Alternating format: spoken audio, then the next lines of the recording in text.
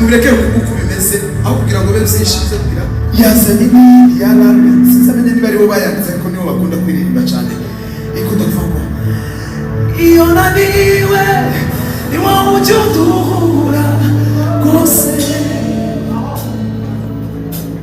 Impamvu iyo ntigashe sinzi umuntu wanyandikiye mesaje mu mbere nari nyibonye arambwira ngo tumusengere akeneye umwana amaze imyaka 2 arambwira ngo tumusengere nako kavesi gato ariko nifuje kumusengera tumusengere. Bwana sifiwe. Amen. Jesike muri makabare barinze mbere barinze neza bari bagusha none njewe dusenge kubera ko n'umwanya wa nyuma nsigiye kugira ngo dusoze. Avuga ko hiyo naniwe ni wowe ujudura rwose.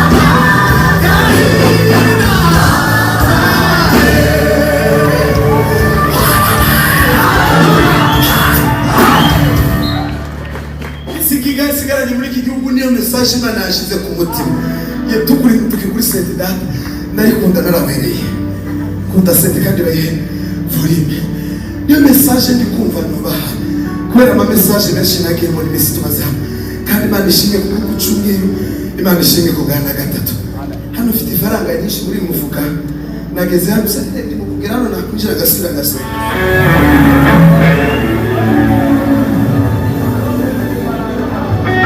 Bwana sifiwe mwenye mbere tukakugirira neza mu minota kimikeje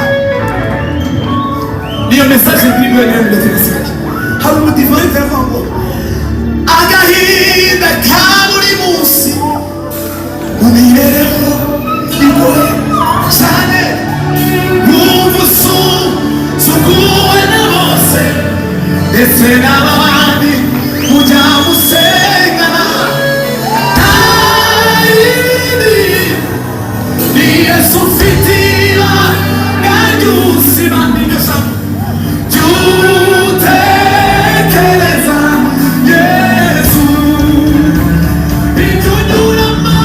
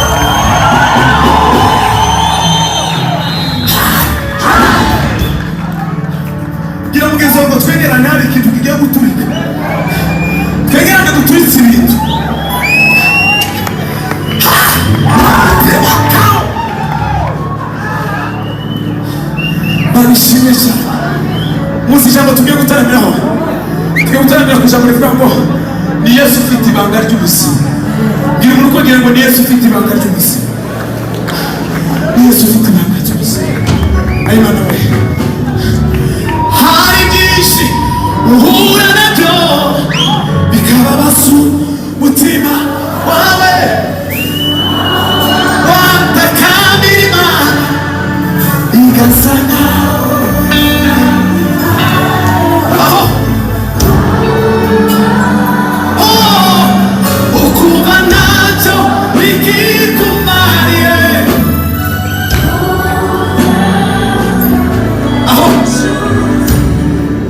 watekereza uvuye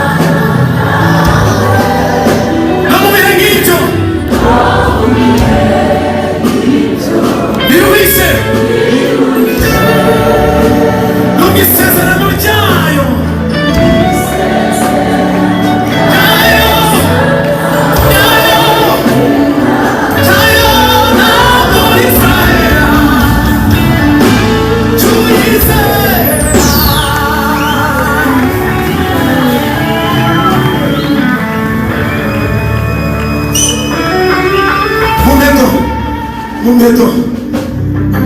Yes. Do you know ipfa kuba ariyo yabivuze? Bwana sifiwe. Ipfa kuba ariyo yabivuze. Akito abantu batasiga ako twize. Apote yari yavuze ngo byasabye Yakobo kurwana kugira ngo yitwe Isirayeli. Byamusabye sezerano n'isiki. Hari izatari guhabwa kicitwa Yakobo. Yagombaga guhinduka. Imana ikamukora ikamugeza Imana imukore bakazi kugoro.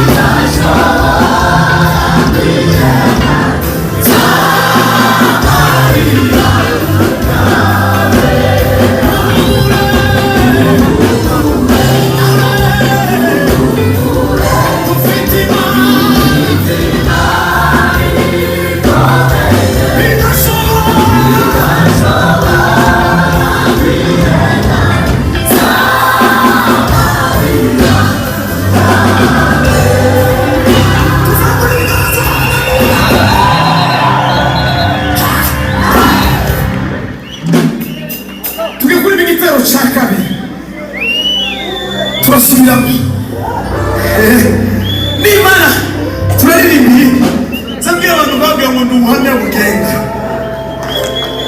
Ubuhamya bugenda n'amaguru. Ishari yakaso yagaye ndamubwira ndisuka ubuhamya bugenda n'amaguru.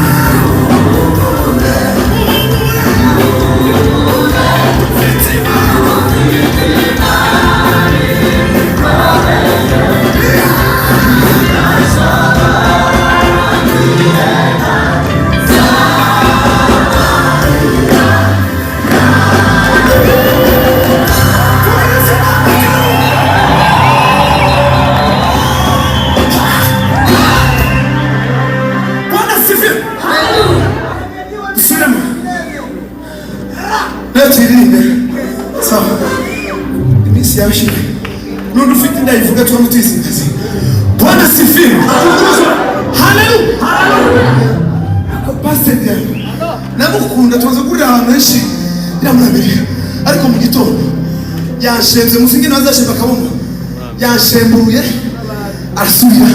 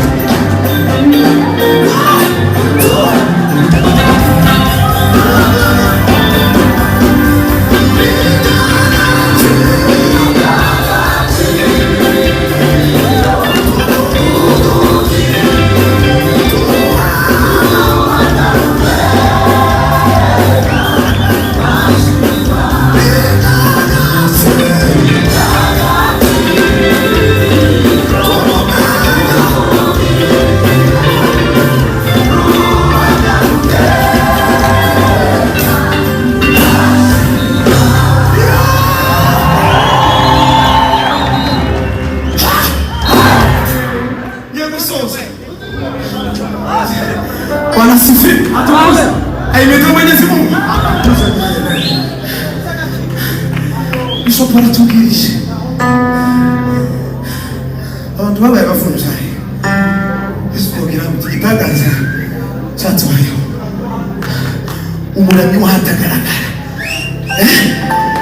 umuramyi wahatagaragara kibikanza nazaga niga muri Yereka kuva kwa mbere kwa gatanu nava ku ishuri ngafata imodoka aje muri reservation Kayonza gashika gacuma gasende gacuranga mpana nimba urumva nagiye na kwa Stella Remera ya Stella ni posho kairwa ninga mu gitondo n'umugoroba batera nange gafata imodoka rekaruka kwa mbere mtangaza kwa mbere mu gitondo gatashikira ku ishuri ubwo buzima bwabo ndazagera hano Kigali aya hano Kigali yo murayasi nabasanze muri ya harakuba abanazi ayo makuru nayo ariko umunsi wa none naje kundarima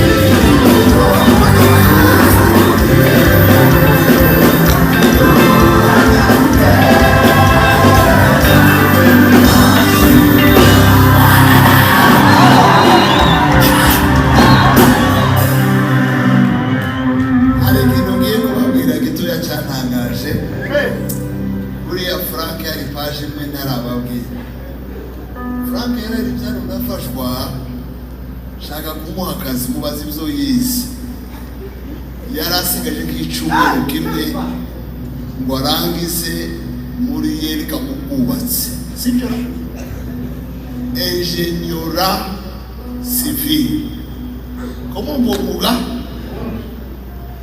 twarimo twubaka urusengero nitwakora neza biza duhemba nitwihangana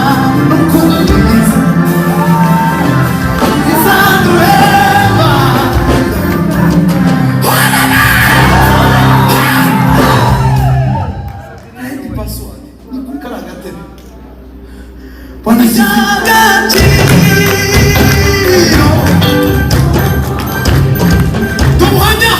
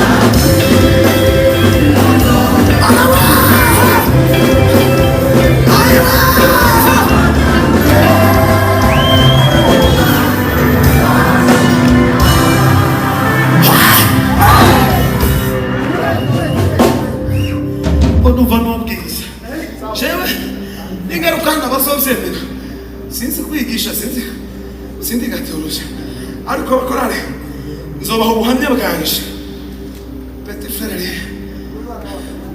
arahunga barakambere hano akazi twari turimo hano cyane mwikarisa bushize bakambere barakamba kuko basiyo wa company hara mu muke muri etage yo hejuru ino narinde kuri bene izindi bazayicaraho bakazenguruka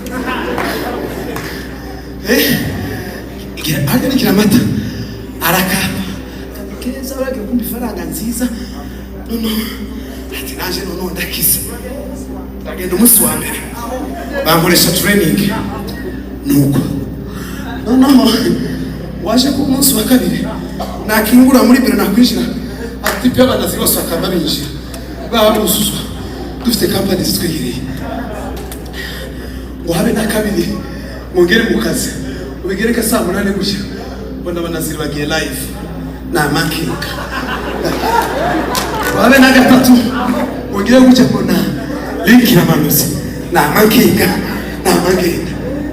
none ndafata akazi abantu bangira icyizere basubita cyo ndashoboye usubika ndangije ndagenda mfata iminsi 2 ndasenga bazimana ndebaza ku Mana kano kazi uretse gushaka pesa cyane aka kazi kari muri gahunda yawe anambira ati ngibi wazanye n'ibyawe jewe naguhamagara mikrofone nzi ko bwirushize yabwira ngo aho kugira ngo yinginge nguhe aho kugira ngo wonyice aho kugira ngo nyake mikrofone woshije ugatwara nakuve nagiye si kuko uyu nguyu ni wese nakuye muno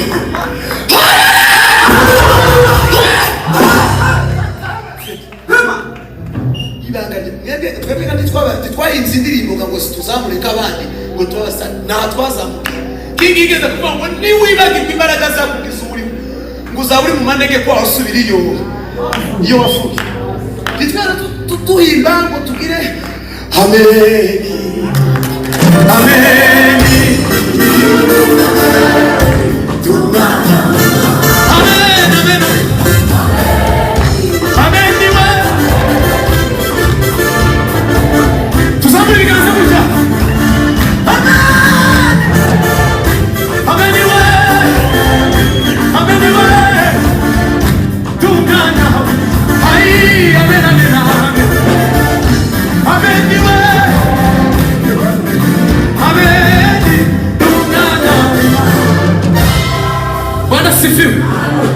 Pastor, since